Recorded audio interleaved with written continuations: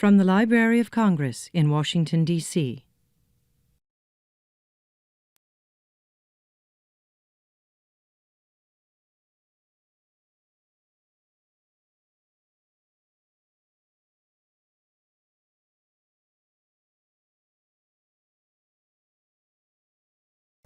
All right, everyone, I think we're going to get started here to make sure we fit this into your lunch hour.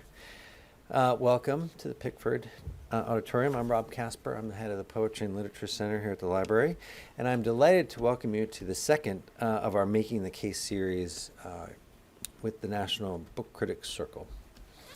Before we begin, let me ask you to turn off your cell phones and any other electronic devices that you might have that will interfere with the event. And let me tell you a little bit about the Poetry and Literature Center. We are home to the Poet Laureate Consultant in Poetry, and we put on literary readings, lectures, and panels of all sorts throughout the year.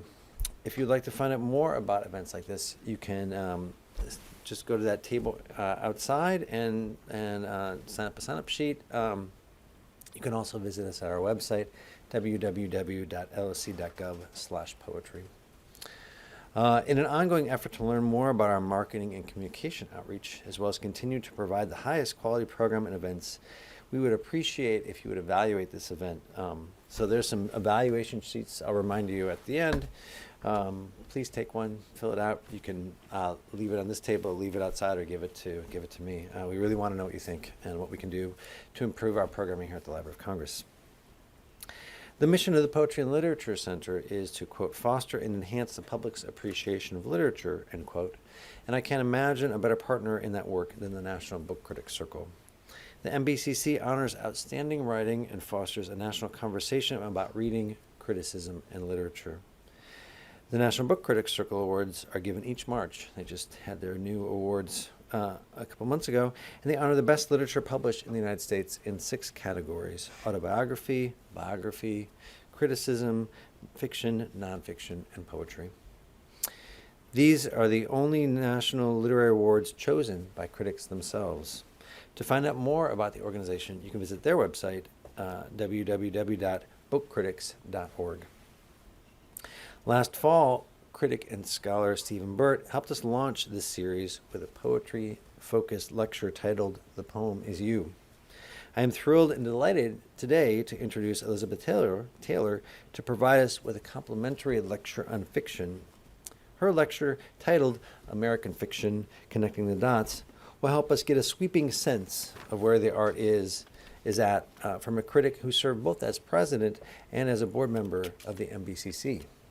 After her lecture, we'll have a brief Q&A session as well. And we have a mic. We're going to come over and just get you mic so that we can capture what you say for our webcast. And note that this event is being videotaped for a future webcast at the library.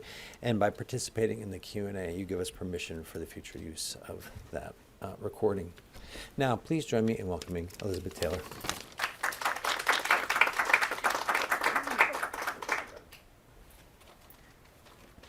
Thank you so much for being here. I really appreciate it. Thanks so much to the Library of Congress for inviting me for this incredible initiative to bring books and reading to the world. And I'm honored to be here to talk about being a critic in the world of literature. And it's just a very rewarding kind of job to have. So let me just say, a friend of mine had gone on the United Airlines website, this is just a few days ago, to check her flight for Paris, and she'd forgotten her password.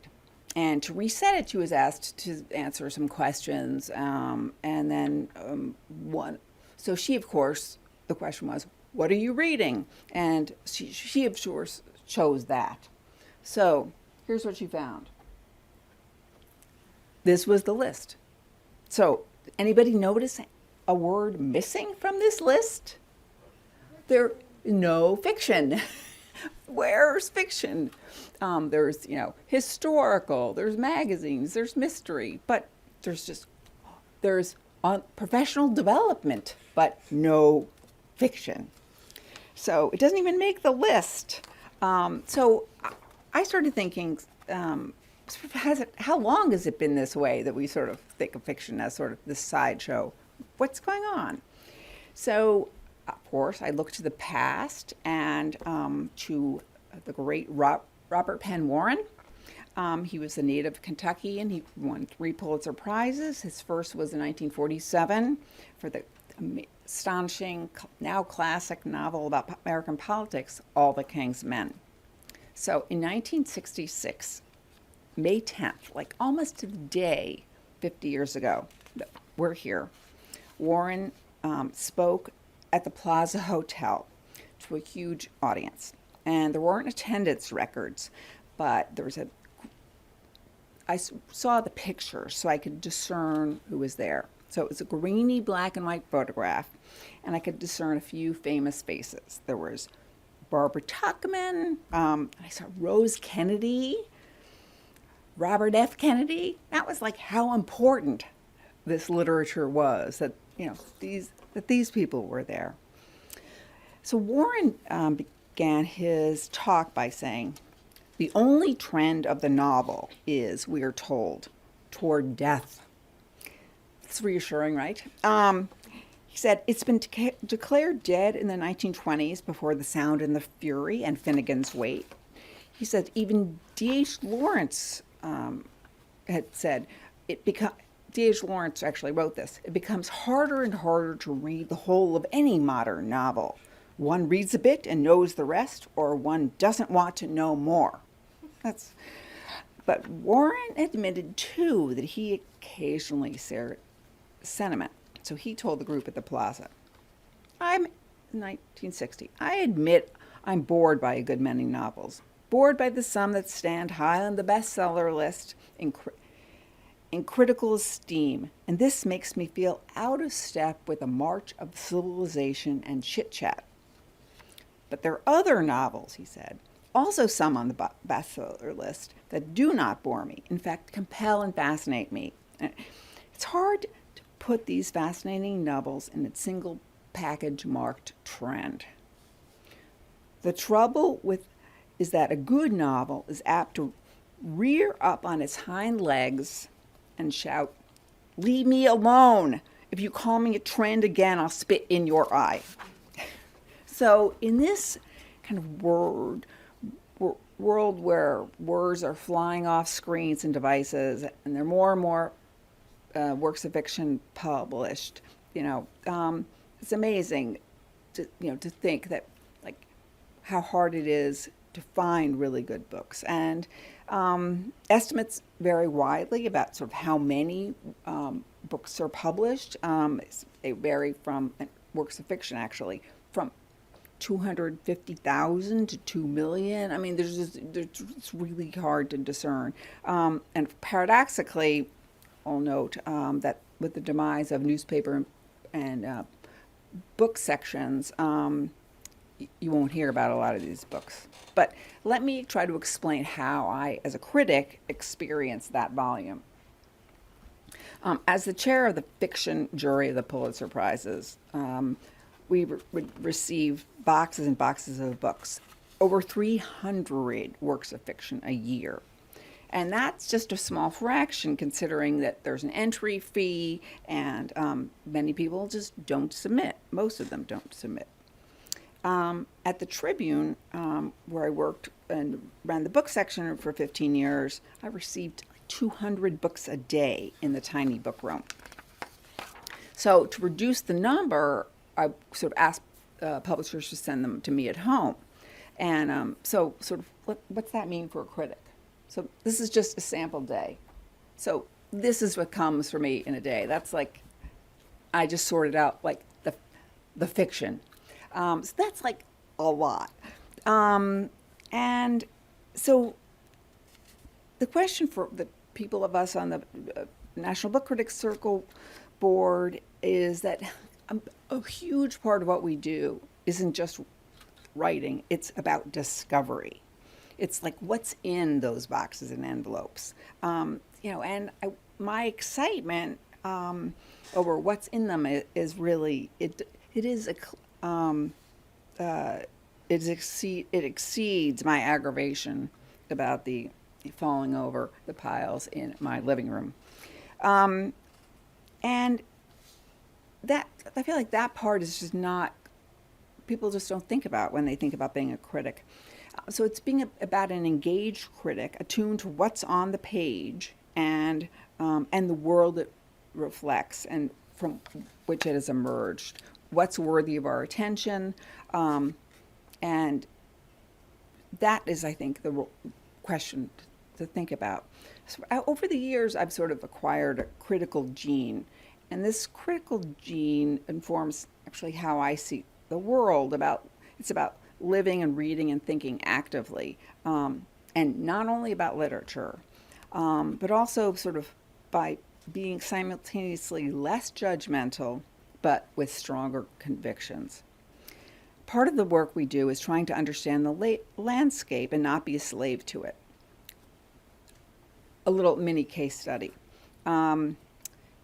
Huge admirer, everyone's probably read the novel Purity by Jonathan Franzen. I'm sure. Anyway, heard of it. He was on the cover of Time magazine, where not many novelists are, and newspapers, magazines across the country, it all felt compelled to weigh in. This was a big, serious novel. But that meant that reviews and essays were not going to other works of fiction that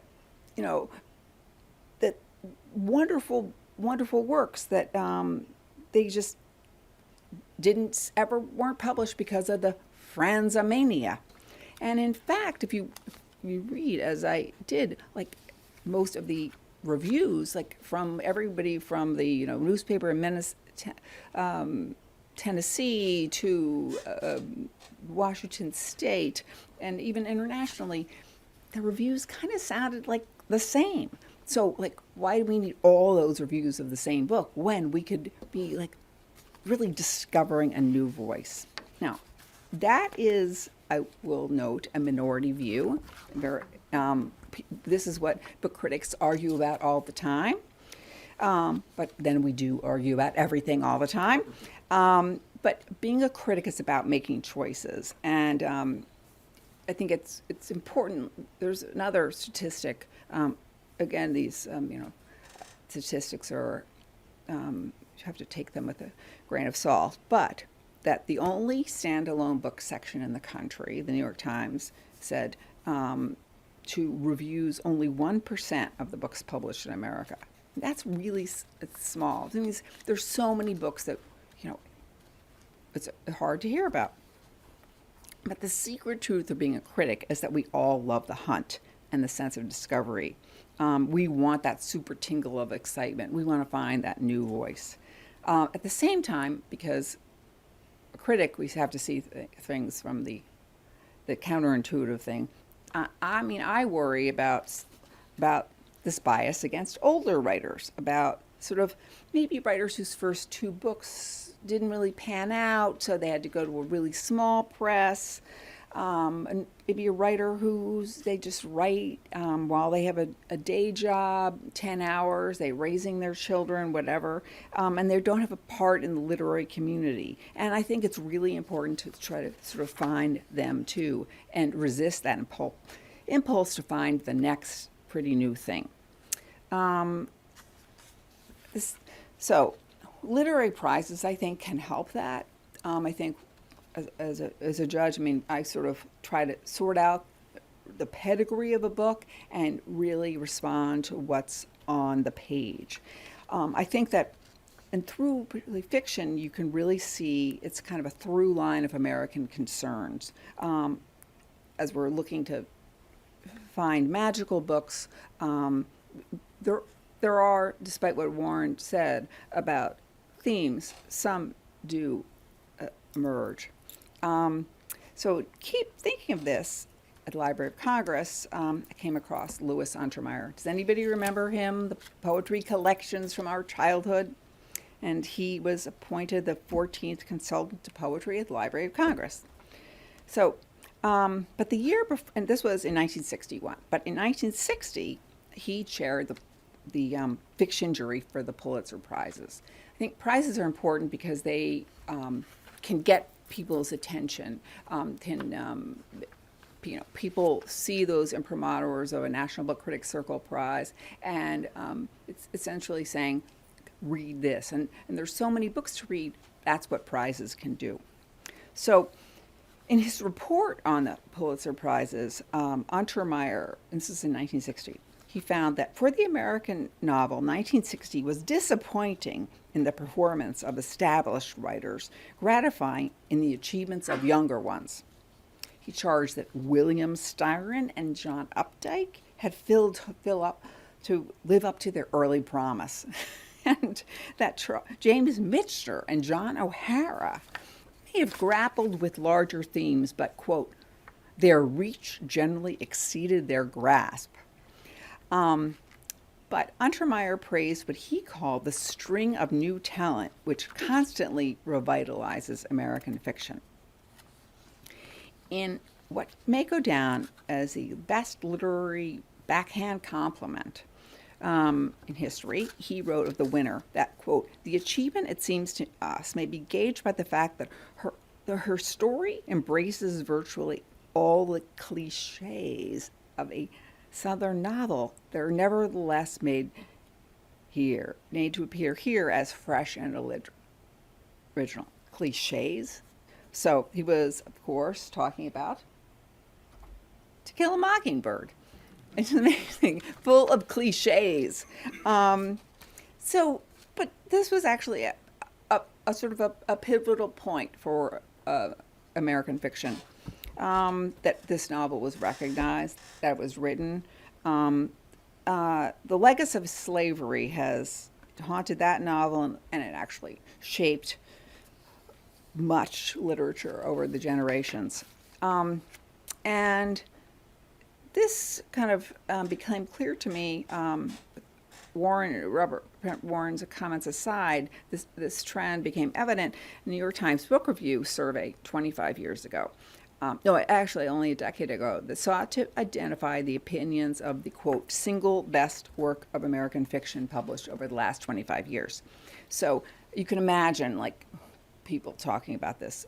What is meant by published? What is best? What is American? It was all sweated. But interesting, the best book they landed on was Beloved.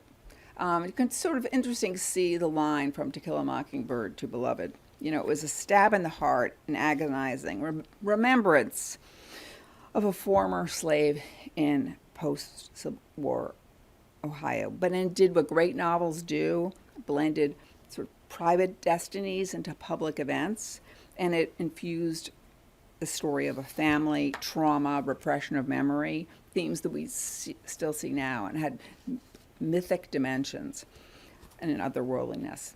But interesting, just an aside about the prizes, critically acclaimed, but failed to win the National Book Award or the National Book Critics Circle Prize.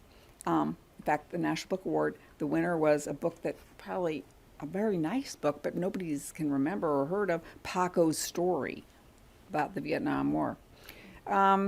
So after she failed to win these prizes, 48 African-American writers, or black writers as they were described then, protested in open letter to the New York Times. It was really rallied, and they expressed their passion for Beloved. It went on to win the Pulitzer Prize. And it's interesting to see that through line. So Jane Smiley, thinking about sort of Beloved, is a wonderful writer and a critic herself.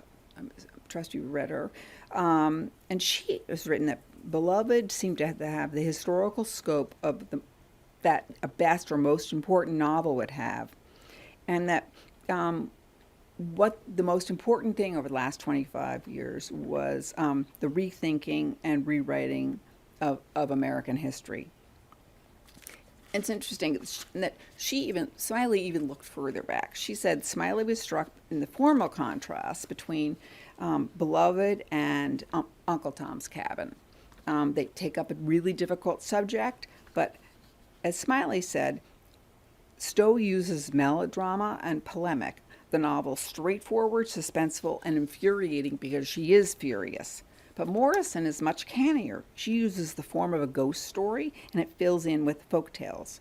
Of course, that's what Morrison wanted to do, Smiley says, to rewrite history, to tell the story of a truer way than it had ever been told before.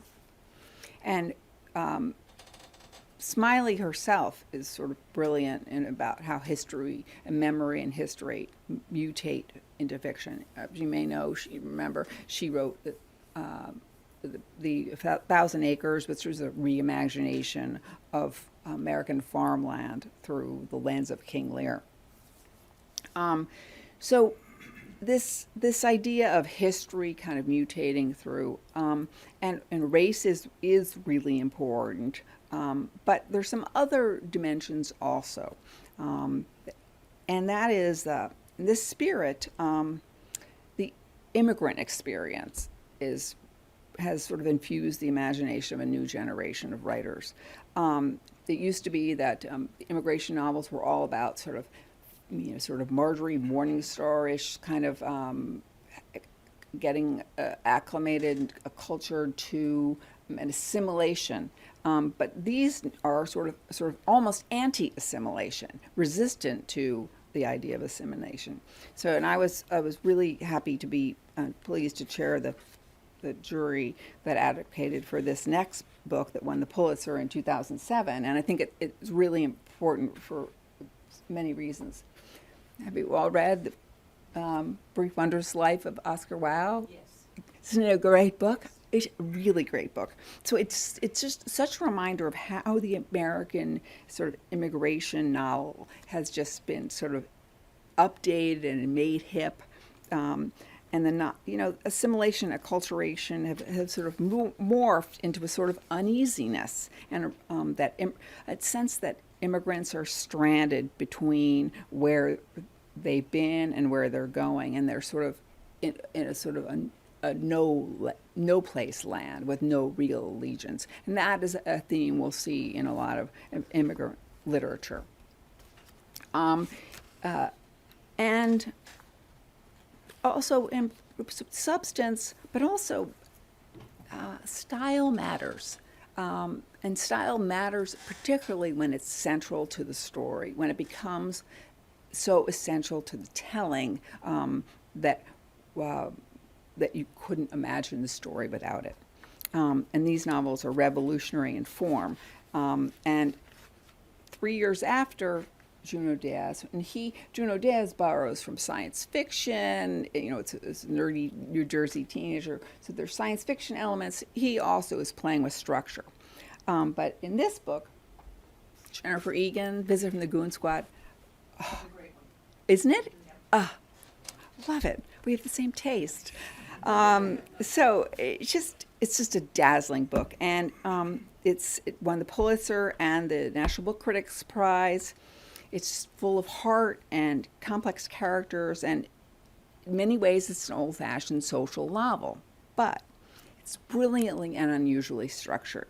It's structured like an album, but I guess we're supposed to say like a digital download now. So it's begin with any chapter of the novel, or you can shuffle the chapters, and each song fits into the album. The chapters fit together. There's no beginning, no end. It's a beautiful loop with all these characters intersecting. And it's also, in many ways, it's about technology and how we respond to it. So and I actually wrote this a while ago, although I prefer people who don't quote themselves, but what can I say? I described it for the Pulitzers as an inventive interrogation of growing up and growing old in the digital age, and it displays big-hearted curiosity about cultural change at warp speed. So just as you may recall, and this was written 5 years ago. Think of and she wrote this, babies shopping with handheld devices. That sounded weird. But now you can kind of see that it could happen. And so we can see this sort of trend of technology, and that sort of that the genres are kind of that used to be kind of isolated mystery, science fiction, are all kind of going away. And one of the geniuses of the Jennifer Egan book is she has one chapter rather, in a PowerPoint presentation, which is amazing. So an example of how novels and fiction are defying kind of genre, and they're kind of mashing them up and making something new. There's a new novel. This one just a few weeks ago won the Pulitzer Prize. But wait, let me go back. That is the from the PowerPoint from Jennifer Egan's Visit from the Goon Squad. You see how it's just like this is just one chapter. It doesn't overwhelm it, but it's just a really fun way to tell it. So the sympathizer. So this just won the Pulitzer Prize. Now, have you read that? Okay, well, I'm 2 for 3. So it's Viet again. On first reading, it's sort of a complex immigration tale, but it's a wonderful voice. It's not unlike Junot Diaz, in that the narrator is wry and professional. The guy is man who lives the divided life, but stylistically, Sympathizer does something else. The genres are merging. It's science fiction, spy story. It's an old-fashioned spy story about communist Vietnam, divided loyalties. So it's interesting. We go back to sort of Paca's story. Won that National Book Award instead of Beloved, and so we see. But here we are, still with Vietnam. It's still this persistent idea in fiction. And but this is it's like an old-fashioned spy novel, and it's this hybrid, this sympathizer. It's a really beguiling book.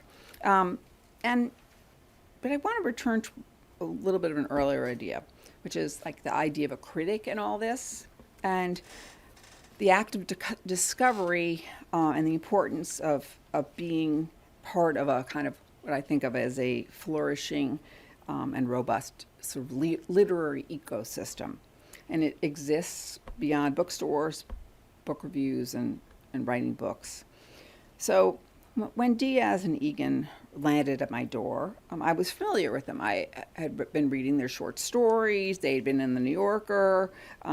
They had published previous books. But when The Sympathizer came out, I mean, he was a professor of English and American Studies and Diversity Studies at University of Southern California, and he had written an academic book in 2002, Race and Resistance, Literature and Politics in Asian America. It's published by Oxford University Press.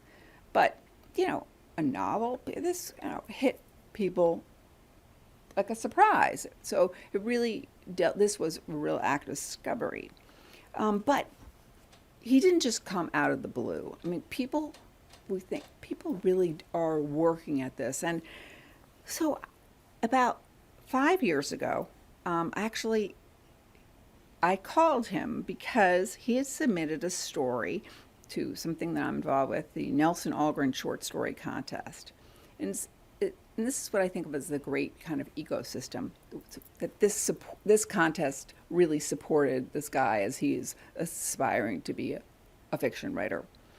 So this contest was founded in 1983 and by a couple that really liked fiction. And they among the earliest winners, Stuart Dybek and Louise Erdrich. And Louise Erdrich is to win the big Library of Congress prize, right, very soon. She's astonishing.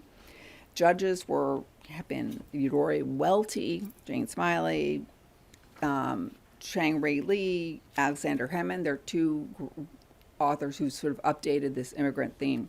Anyway, the contest is entirely blind, no entry fee, no bar to entry. Stories are all numbered. We don't know whether, if they come from a city like Iowa City or Brooklyn, which are the big hothouses for fiction. Doesn't matter, we don't know. So 3,500 stories, 4 rounds of judges. And so this is an example, I think, a kind of rare, where quality really does rise. It wasn't just a luck. And this, he was a winner of the Nelson Algren Prize. So I have been tracking him. But and it also gave him a little bit of financial support. It gave him a publication. It was one of his first published works of fiction. And I think it's just so important to have these sort of smaller places that will sort of support writers and be part of the sort of ground level so that writers can flourish. And I also mention this to provide, we can help. It's a perspective on these writers. We don't just all of a sudden open a box and there's a book. It's part of something, and I think it's a critic. It's important to understand where a book comes from. But over time, I've come to believe that it's not only about sort of what's on the page that matters, but what we write as critics and the books we select. Those are to write about, and our approaches. That really is important. But I've also come to see that I think a critic's job is also to be an activist, not to be a champion or be boosterish about particular books, and not ride a hobby horse of your best friend who wrote that self-published novel. But although I wouldn't have a best friend who wrote a self-published novel, but rather think of ways to get people into books in libraries. To get people to pick up books to read, so with fewer places to find books. I encourage everybody to sort of do what they can. A friend and I have been bemoaning the state of book reviews for years, and they've just been dwindling. At one point, there was a campaign to save book reviews.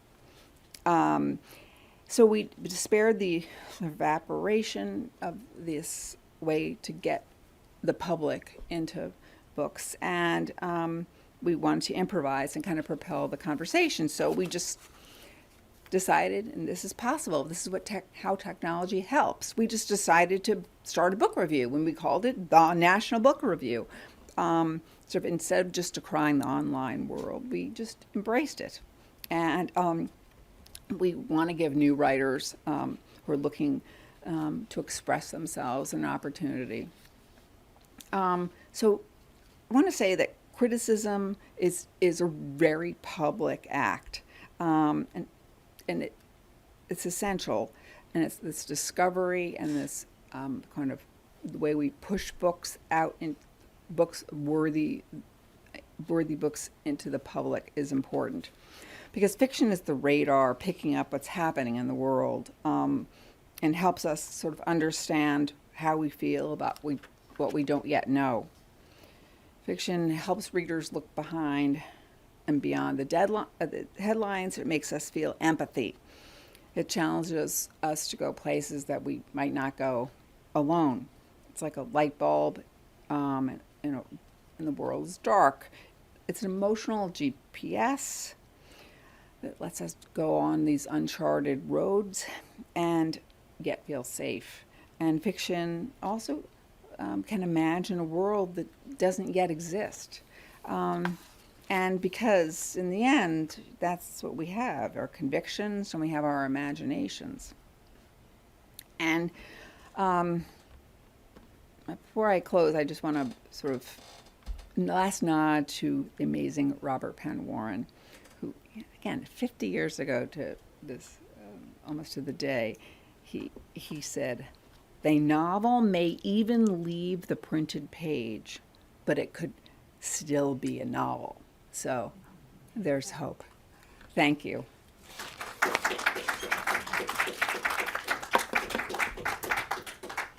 Thanks so much for that, Elizabeth. And I'm wondering if you have any questions you'd like to ask our critic today?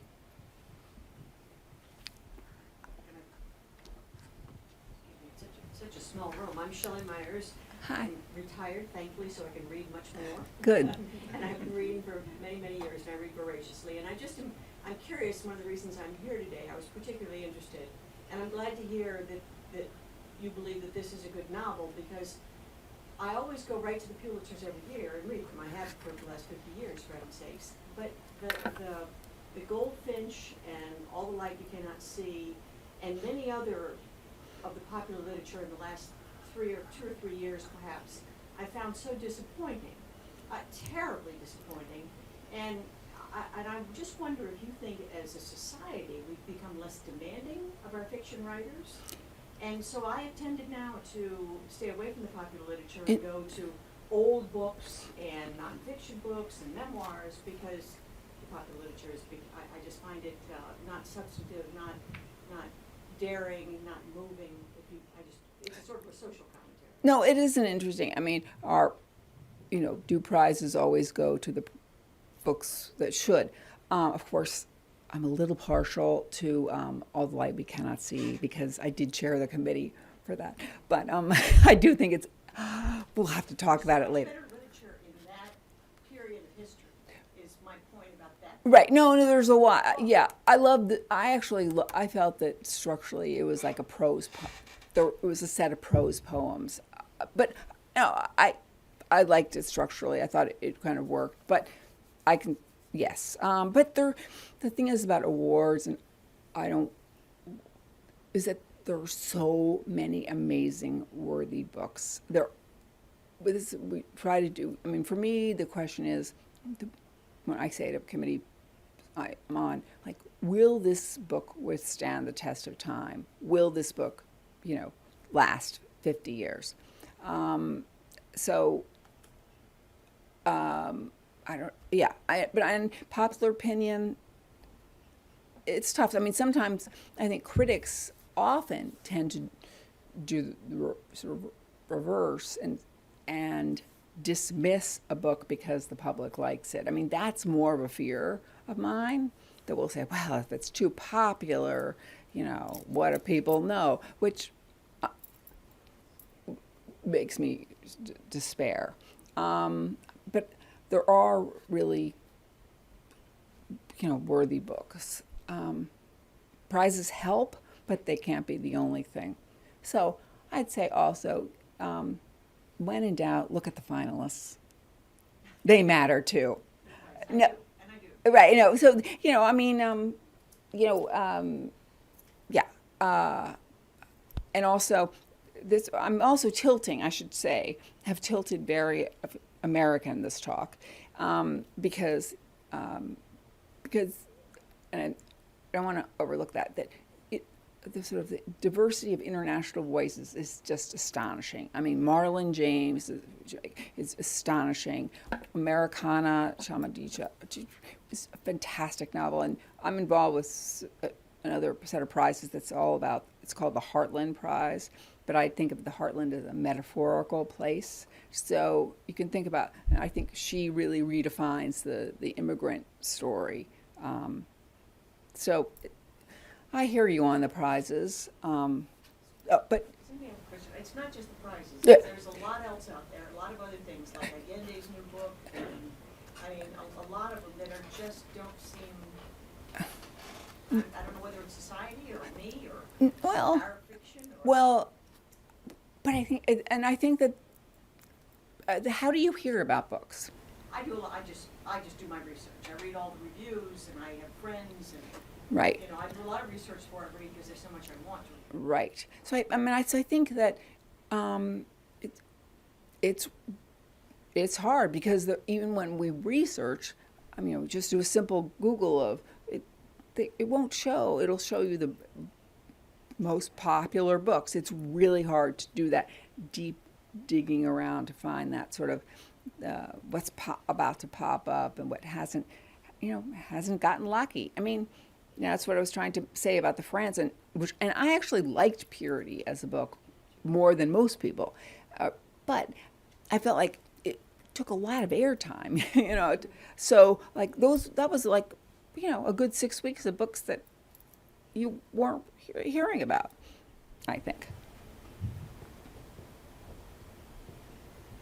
You mentioned a couple things about the timelessness of books and the context of books, but what do you really look for when you read a novel? So I look for, it's a great question, and I'm always changing my mind. So because every book has a different sort of calibration, I look for something that feels special. What's special? I personally like a novel with a great voice. I personally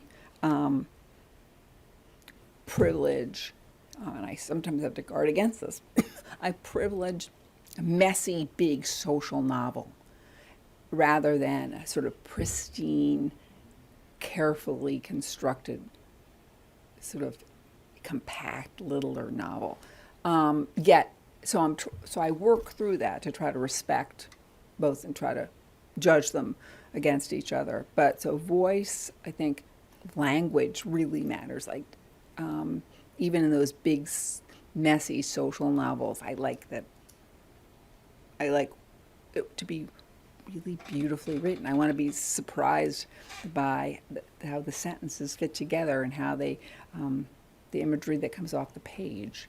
And I, more than probably many of my critics who probably smarter than I go for a novel with heart.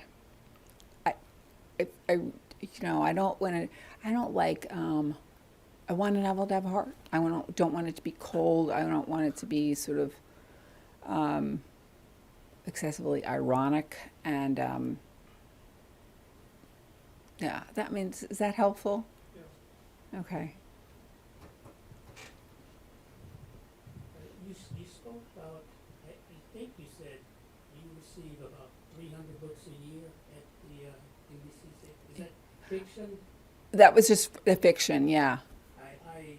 I was just amazed by that, and I'm surprised that critics are not all insane. We are actually, but it's the numbers are staggering. I mean, and especially with it's so I did once. I did I'll tell this story. That I once did a kind of a round table calling famous people up and saying, are serious books in trouble? And asked for a variety of people. In fact, one was the aforementioned Jane Smiley. She's like, serious books may be in trouble, but really funny books are in trouble. Which is kind of a good point. There were not a lot of comic novels in the way there were in sort of the 19th century early. Very good point. And then John Barrett, I remember he said, he wrote in the Garden of Midnight and Evil, very smart. He said, you don't confuse products with books. And it's like, there are a lot of books out there that are really products. These series books that are made by book factories. I mean, I think there's a place for James Patterson, but those are they're products, they're kind of an assembly line kind of thing. Or some of the mystery writers who do, or genre writers who do kind of a formula every, 6 months to just kind of feed the beast and keep their name out there. So I think, but books are, we're always looking for the books and to push away the products. I did have a question. Oh. At the National Book Review, are you finding new writers? Yeah, that's yes, we are, and it's hard, and I mean, it's kind of interesting because diversity, you have to work for it, and it means with the Nelson Algren Prize, I go to sort of not just the traditional MFA programs, and this is the same with National Book Review, but try to get people from sort of collectives and other places that are not part of the book review establishment. So we do, that is a priority. And we try. How do you find those collectives? Oh, how do I find them? Usually, well, first of all, I ask my friends, and a wonderful poet, Rigoberto Gonzalez, is on the National Book Critics Circle. It's like he turned me on to like a whole set of listservs to find a new group of writers. So you have to be. I mean, I was a reporter for 15 years before taking a desk job as an editor. So I like sort of digging around and finding those groups of, there's I don't know if you remember, but there's on Facebook. This is why technology really can help. There's binders of women writers from the binders of the Romney. There's like little groups of, binders of, short fiction writers, and it's women, and then they subgroup and self-select into smaller groups. So you kind of have to be aggressive about finding them, and that's how I do it. There's not a sort of science to it, but once you start finding people, they lead you to other people. So the kind of web and diversity. It's always changing. So where we used to be sort of most, about gender, race, now it's about sort of gender. It's more about gender. It used to be just sort of male, female. Now it's about gender and finding different groups that are more fluid. So really kind of saying, what's going on out there?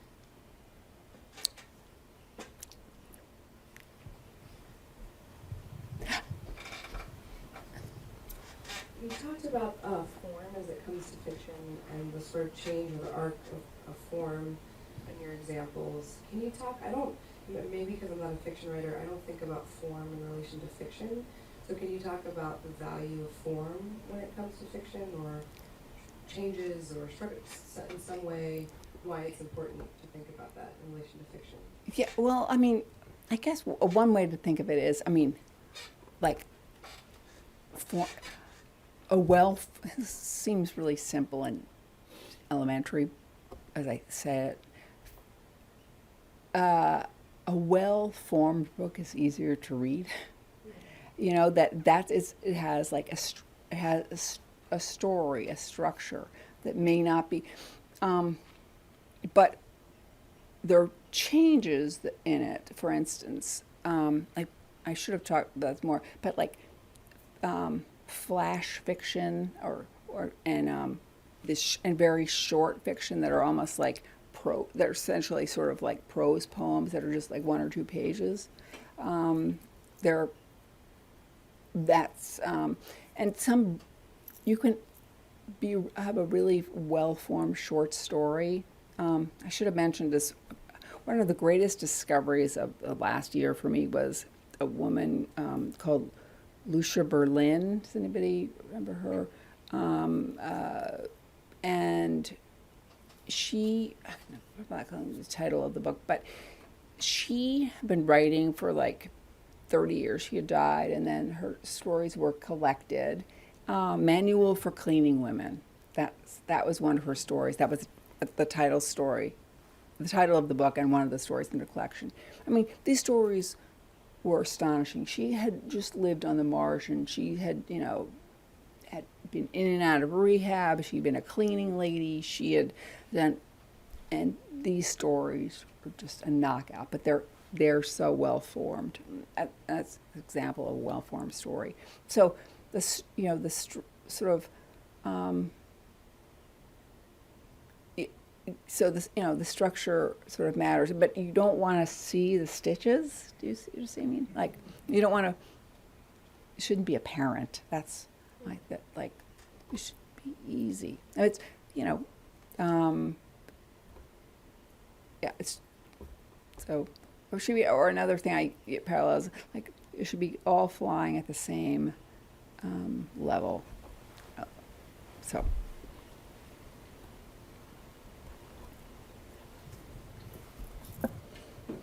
I'm going to agree with you. I loved All the Light We Can Have, structurally, characters, everything. I read it back to back, virtually within a week of Kate Atkinson's Life After Life. What did you think of that? Oh, yeah, I absolutely loved it. Loved it. many friends of mine have loved it. I have not read that. I read I read her earlier stuff. I just have not read that one. But It's very interesting structurally. I think maybe you can see the seams for it, but no, but and sometimes yeah. you need, like Fates and Furies, you want to see this. And she's written it so that you can see that seam. That's an integral to the story. That was great, Faith and Furies. Yes, very, Breathtaking. absolutely. All right, we agree. Phew. I think we agree on more than we Oh, don't all right, I know. Phew. All right, yes. That little one, that little No, we all. I mean, I'm still, there at the National Book Critics Circle. Remember nothing but the grudges. Remember nothing but the books we disagreed on. I'm still like, I think I was I don't think the Underworld one, and Don DeLillo. I'm still like upset about it. Bringing it up, like, even though the board is entirely different. I loved it. I loved it. So, and I think it didn't win. So,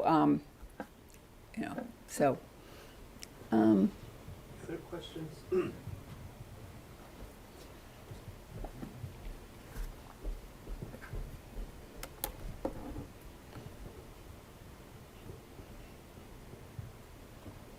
Since we're at the Library of Congress, what role do you think that libraries can play in promoting fiction? great question. And I think it is really, when I was talking about the ecosystem and the critics, I think libraries are just so important. And, you're so lucky to live here with these flourishing resources, but so many libraries around the country are really suffering. But libraries are important. I mean, first of all, one of the great examples is Ferguson. That library stayed open. It was like a refuge. It was critical in that place. I think libraries are morphing now into community centers, and where people come for the day, for job hunting, to hang out. I think the question is, I think people bring their little kids to the library and the older people come, but this question is how to get the sort of middle group. But I was at actually a really great library event a few weeks ago, and they asked, this library did not just one book one book, one town. They did Nobody's Fool, which was the Richard Russo book, and then they did Everybody's Fool, which is the new book that's coming out in a few weeks. And so, and they're showing a film, and they have a series of discussions, and they're really trying to bring people together. And I think that is a great example of sort of being inventive in libraries, kind of reaching new audiences. I think they are really important, and especially in cities that really need it. Some of the suburban libraries are really do a great job, and they have beautiful, beautiful resources, but other libraries really struggle. Chicago, there's a fantastic public library. It's great, and it anchors communities. And people say that, when a neighborhood is in transition, before it, it's really a bad situation, they'll put in a police station and put in a library, and that will indicate that there's going to be stability. And I think that libraries, can be really inventive. One library in Chicago has a neighborhood library has like an autism room.